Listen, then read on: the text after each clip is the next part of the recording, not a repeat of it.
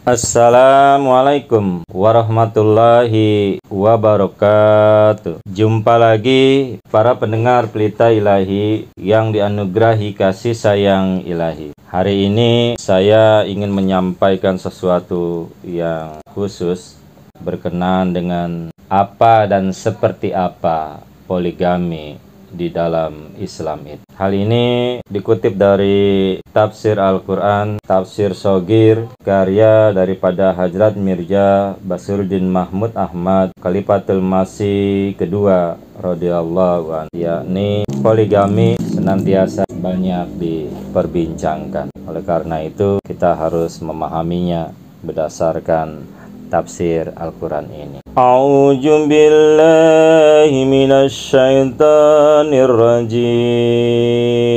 Bismillahirrahmanirrahim. Wa in hibtum alla tuqsitu bil yatama fankihu ma tabalakum minan nisa'i masna wa sulasa warruba fa in hibtum alla ta'dilu fawahidatan aw ma malakat aymanukum dalika adna alla ta'ulu. Firman Allah Subhanahu wa taala ini adalah Al-Qur'an Karim surah An-Nisa, surah yang keempat, ayat yang keempat dihitung dengan basmalah, yang artinya adalah, dan jika kamu khawatir bahwa kamu tak akan dapat berlaku adil terhadap anak-anak yatim. Saya ulangi, kamu tak akan dapat berlaku adil terhadap anak-anak yatim, maka kawinilah perempuan-perempuan lainnya yang kamu sukai, 2 atau 3 atau 4. Akan tetapi jika kamu khawatir kamu tak akan dapat berlaku adil, maka kawinilah seorang perempuan saja, atau kawinilah yang dimiliki tangan kananmu. Cara demikian itu lebih dekat untuk kamu supaya tidak berbuat aniaya. Para pendengar Pelita Ilahi yang dianugerahi kasih sayang ilahi, dalam tafsir Shogir yang ke-560 dijelaskan cukup panjang, yakni ayat ini penting sekali. Oleh karena ayat ini mengizinkan poligami dalam keadaan tertentu. Ayat ini mengizinkan poligami dalam keadaan tertentu. Islam memperkenankan, walaupun tentu saja tidak menganjurkan atau mendorong seorang laki-laki beristri lebih dari 1 sampai 4 orang pada satu waktu. Karena izin ini telah diberikan sehubungan dengan masalah anak-anak yatim, maka haruslah diartikan bahwa hal itu pertama-tama didasarkan pada soal urusan golongan masyarakat yang paling terlantar itu. Ada peristiwa-peristiwa ketika kepentingan anak-anak yatim hanya mungkin dapat dilindungi dengan jalan mengawini seorang atau lebih dari seorang dari antara perempuan-perempuan asuhan, atau dari antara perempuan-perempuan lain menurut tuntutan keadaan. Walaupun ayat ini menyebutkan poligami sehubungan dengan masalah anak-anak yatim, namun suasana lain dapat timbul dari saat poligami dapat menjadi satu obat yang diperlukan untuk mengobati beberapa keburukan sosial dan moral.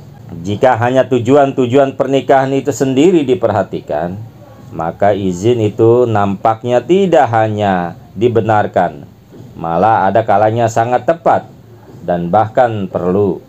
Ya, dalam kasus-kasus demikian, justru jika tidak memanfaatkan izin ini, niscaya akan dapat merugikan kepentingan individu dan masyarakat.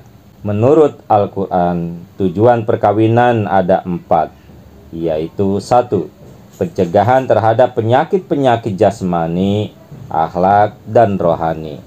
Yaitu terdapat di dalam Quran surah 2 ayat 108 dan surah 4 ayat 2. Yang kedua, mendapatkan ketentraman hati untuk memperoleh seorang teman hidup yang mau mencurahkan cinta kasihnya, yakni di dalam Quran surat 30 ayat 22. Yang ketiga, mendapatkan keturunan.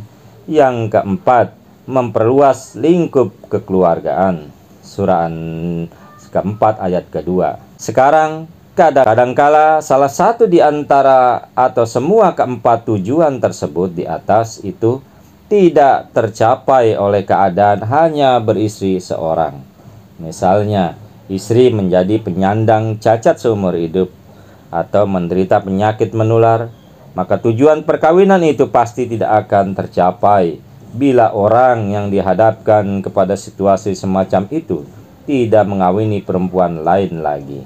Memang tidak ada jalan lain bagi dia kecuali kawin lagi secara sah. Bila karena tidak mampu menahan godaan nafsu birahi, lalu menjalani kehidupan amoral atau asusila, seorang istri yang mengidap penyakit menahun tidak akan mampu menjadi teman hidup yang baik. Sebab betapapun patut dihormati dan dikasihi, wujudnya tidak dapat memberikan ketentraman hati kepada suaminya dalam segala hal. Begitu pula jika kebetulan ia mandul, keinginan alami sang suami yang sepenuhnya beralasan untuk mempunyai keturunan yang akan menjadi penerusnya dan mengabadikan namanya, tetap tak akan terpenuhi kalau tidak kawin lagi. Untuk memenuhi kebutuhan semacam itulah Islam telah mengizinkan mengikat tali perkawinan majemuk. Tetapi jika dalam kasus yang disebutkan di atas, sang suami menceraikan istrinya yang pertama, maka hal demikian akan merupakan sesuatu yang memalukan dan membawa kenistaan bagi sang suami. Sebenarnya tujuan-tujuan perkawinan ganda itu sampai batas tertentu sama dengan tujuan-tujuan perkawinan tunggal. Bila salah satu atau semua tujuan itu tidak tercapai dengan perkawinan tunggal, maka perkawinan poligami menjadi suatu keperluan. Namun ada beberapa alasan juga yang kadang-kadang dapat menjadikan seseorang perlu mempunyai seorang lagi istri atau lebih, di samping seorang yang sangat mencintai dan cukup memenuhi tujuan-tujuan perkawinan. Alasan-alasan itu adalah: 1. Untuk melindungi anak-anak yatim. 2. Untuk mempersuamikan janda-janda yang layak bersuami lagi. Dan yang ketiga, untuk mengisi kekosongan anggota keluarga laki-laki dalam suatu keluarga atau masyarakat. Jadi sudah jelas dari ayat yang sedang kita bahas ini bahwa poligami diikhtiarkan pada khususnya dengan tujuan melindungi anak-anak yang terlantar. Dari ayat ini dapat ditarik kesimpulan bahwa ibu anak-anak yatim yang bernaung di bawah perwalian seseorang lebih baik dikawini oleh wali itu sendiri agar ia menjadi langsung terikat dalam tali kekeluargaan dengan mereka, lebih erat perhubungannya dengan mereka, dan dengan demikian lebih dapat mencurahkan perhatian demi kesejahteraan mereka ketimbang ia tidak berbuat demikian. Mempersuamikan janda-janda di dalam Quran surah 24 ayat 33 merupakan tujuan lain yang dicapai dengan adanya peraturan poligami. Orang-orang Islam di zaman Rasulullah SAW senantiasa repot menghadapi peperangan. Banyak sekali yang gugur dalam medan perang dan meninggalkan janda-janda juga anak-anak yatim tanpa mempunyai keluarga dekat yang mengurus mereka. Kelebihan jumlah kaum wanita daripada kaum laki-laki dan luar biasa banyaknya bilangan anak-anak yatim tanpa seorang pun yang mengurusi mereka. Sebagai akibat tak terelakkan dari peperangan, menghendaki agar perkawinan poligami dianjurkan guna menyelamatkan Islam dari keruntuhan akhlak. Kedua, Perang Dunia telah membenarkan peraturan Islam yang amat berfaedah ini. Peperangan ini telah meninggalkan wanita-wanita muda usia tanpa suami dalam jumlah yang luar biasa besarnya. Sungguh, bilangan kaum wanita yang lebih besar jumlahnya dari pria di dunia barat, disebabkan oleh kehilangan banyak sekali kaum pria akibat kedua perang dunia itu, menjadi penyebab kemunduran akhlak dewasa ini sehingga menggerogoti kehidupan masyarakat barat.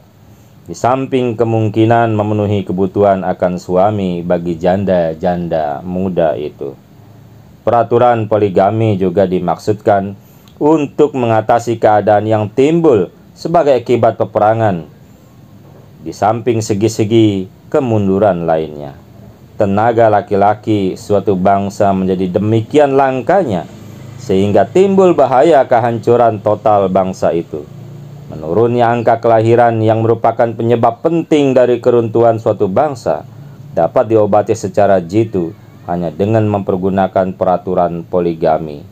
Poligami bukanlah untuk menyalurkan kebutuhan nafsu syahwat seperti disalahartikan orang, melainkan merupakan pengorbanan yang meminta supaya perasaan pribadi dan sepintas selalu diberikan untuk kepentingan umum atau kepentingan nasional yang lebih luas lagi. Itulah para pendengar Pelita Ilahi yang dianugerahi kasih sayang ilahi, penjelasan poligami di dalam Quran tafsir sudah cukup jelas. Mudah-mudahan bermanfaat dan kita selalu dapat mengamalkan ajaran Al-Quran Karim. Wassalamualaikum warahmatullahi wabarakatuh. Wa akhiru da'wana alhamdulillahirabbil alamin. Assalamualaikum warahmatullahi wabarakatuh.